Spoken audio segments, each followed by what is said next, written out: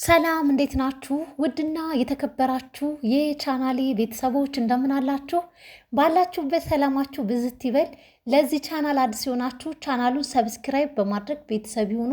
ነባሮች ደግሞ ላይክ እና ሼር በማድረግ ቪዲዮውን እስከ መጨረሻው ተመልከቱ ማለት ነው። በኑሐሚን ድራማ በክፍል 38 ተከስተናል ማለት ነው።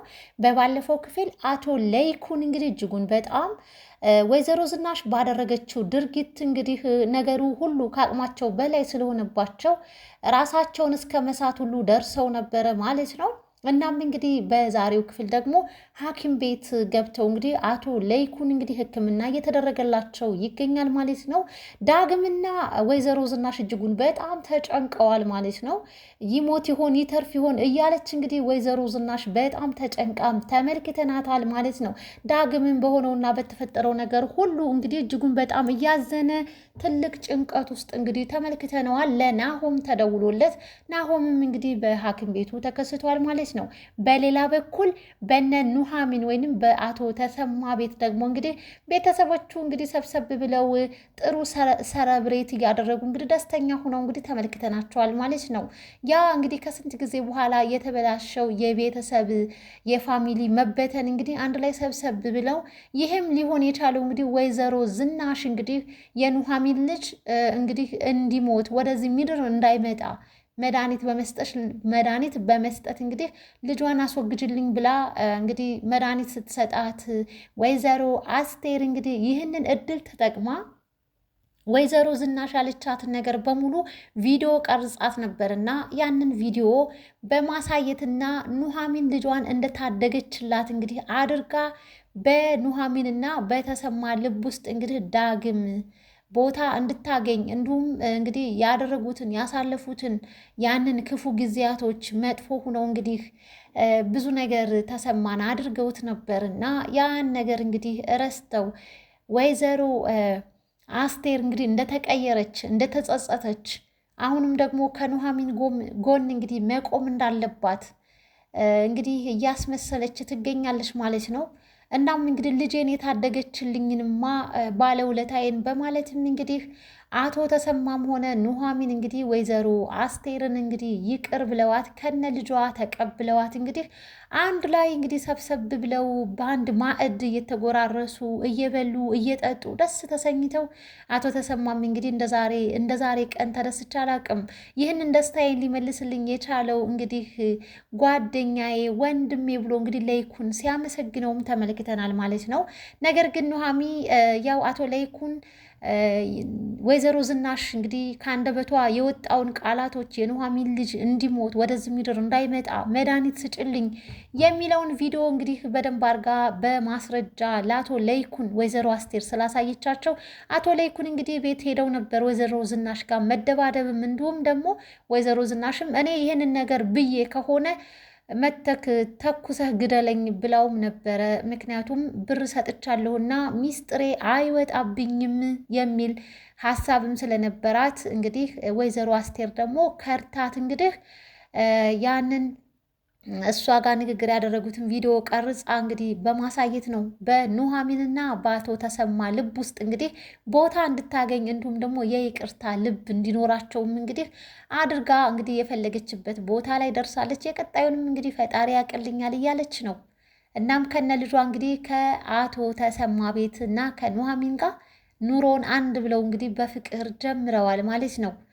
እንግዲህ አቶ ለይኩን ራሱን ስቶ ያው ሐኪም ቤት በገባበት ታይም ያው ኑሐሚን እጅጉን በጣም አስተዋይ ናትና እንደው ምን ተፈጥሮ ይሆን ምን ሆኖ ይሆን በማለትም እንግዲህ ለአቶ ለይኩን ስልክ በተደጋጋሚ ብትሞክርም ስልኩ አይሰራምና ይህንን ያየውና የተመለከተው ተሰማ ምን ሆነሽ ነው ልጄ ኑሐሚን ሰላም አይደለሽም ወይ ችግር አለ እንዴ በማለትም እንግዲህ ሲጠይቋት ያው አቶ ለይኩን ከዚህ ከኛ ጋር የሄዱት በጥሩ ስሜትና በጥሩ ሁኔታ አይደለም።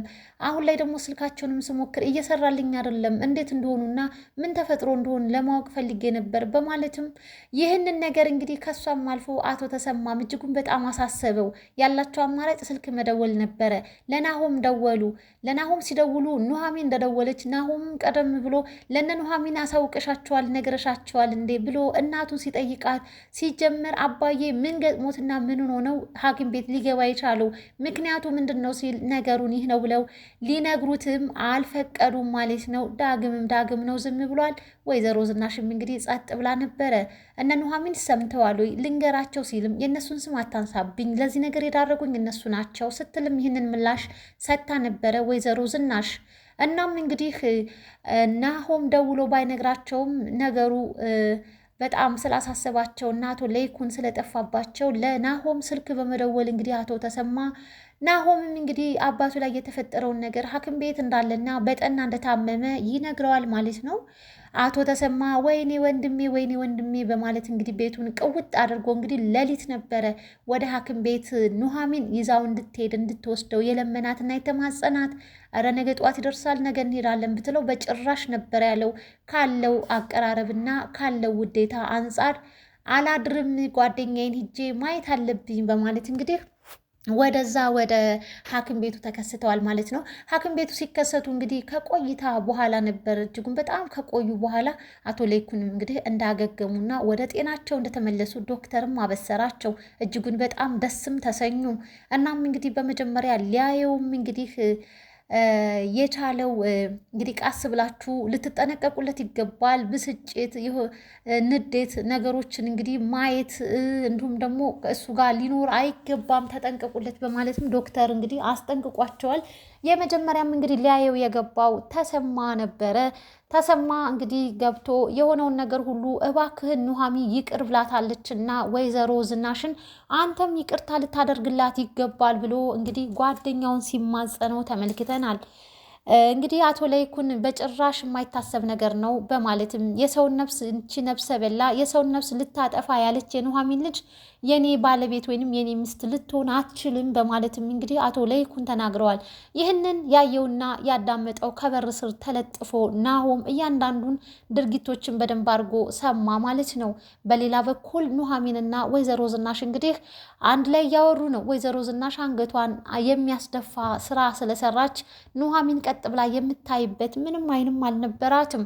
እናም እንግዲህ አሁንም ቢሆን የጀመርሽውን ነገር ማጽዳትና መጨረስ አለብሽ፣ ዳግም ልጅሽ መሆኑን ማሳወቅ አለብሽ ብላ ብትናገርም ኑሐሚ እኔ በእርግጥ ሚስጥርሽን እንደ ሚስጥር ያድርጌ እይዝልሻለሁ አታስቢ፣ ነገር ግን ብትናገሪ መልካም መስሎ ይታየኛል በማለትም ኑሐሚ ለወይዘሮ ዝናሽ ብትነግራትም ነገር ግን ወይዘሮ ዝናሽ አሁን ላይ ለይኩንን እኔ የማይበት ምንም አይነት አንደበትም አይንም የለኝም በማለት እንግዲህ እጅጉን በጣም በሚያሳዝን ሁኔታ እንግዲህ ተመልክተናታል ማለት ነው። ናሆምን በጣም ተናዶ በእናቱ አንቺ ነፍሰ በላ እናቴ ልትሆኚ አትችይም በማለትም የኑሐሚን ልጅ እንደዚህ ያደረግሽ እኔ ደግሞ ነገ ጠዋት አምራንን ሚስቴን ይዤ እመጣለሁ እላለሁኝ። እናም እንግዲህ አምራንን ልክ እንደ ኑሐሚን ስለማትወጃት ነገ ጠዋት ለአምራን መድኃኒት እንደማሰጫት ምን ማረጋገጫ ሳለኝ በማለትም እንዴት ነው ይህን ያክል እኔን የምታስበኝ በማለትም እንግዲህ ብትናገር ይሄው አየን እኮ ስራና ተግባርሽን ብሎ እንግዲህ ናሆምም ክፉኛ ከእናቱ ጋር ተጣልቷል ማለት ነው። ኤሚ ደግሞ እንግዲህ ከኤርሚያስ ጋር እንግዲህ አሸሼ ገዳው እያለች እንግዲህ በጭፈራ ቤት አምሽታ ጥንብዝ ብላ ሰክራም ተመልክተናታል ማለት ነው። ዳግምን ወደ ቤት እንዲሄድ እንግዲህ ተደርጎም ስለነበረ እንግዲህ ኤርሚ አሁን ላይ የአምራን ነገር አብቅቷል፣ አምራን ለእኔ አትሆንም ከዚህ በኋላ፣ ስለዚህ የሚደግፈኝና የሚደጉመኝ ሰው ያስፈልገኛል በማለት እንግዲህ የኤሚን እንግዲህ ከሷ ጋር መቀራረብን እንግዲህ አንድ ብሎ ጀምሯል ማለት ነው። እንግዲህ በሴት ገንዘብ መተዳደር የለመደ ኤርሚያስ አሁንም ለወደፊቱ እያመቻቸ ይገኛል ማለት ነው።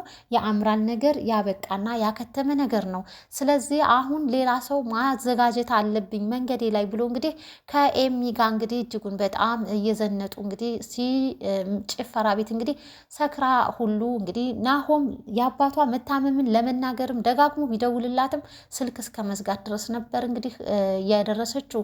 ስክር ብላ እንግዲህ ኤርሚ ቤት ሸኝቷት እንግዲህ ዳግም ተመልክቶ ነበረ። ዳግምም እንዴት ይህን ያክል እስክትሰግሪ ድረስ ትዘጫለሽ በማለትም እንግዲህ ሆኖም ግን አባቷ ሐኪም ቤት እንዳለም ይነግራትና ወደ ሐኪም ቤትም ተከስታ እንግዲህ ተመልክተናታል ማለት ነው።